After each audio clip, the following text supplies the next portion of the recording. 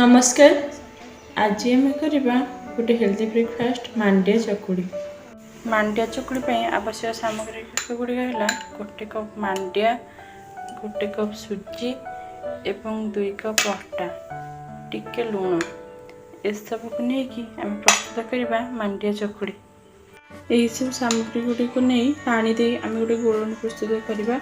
देखो मुझे गोटे गोलनी प्रस्तुत करदे सेपरी चकुली आण होता है से गोटे गोलनी प्रस्तुत करके 10 मिनिट रेस्ट करने को छाड़ी देती।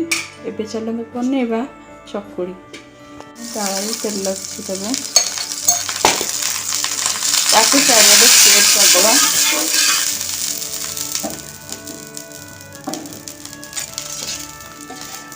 हम 2 चम्मच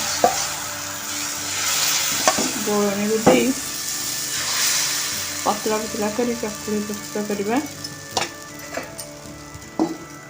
कभर दे लो मीडियम रे 2 मिनिट छाड़ीदेवा हो मांडिया चकुड़ी।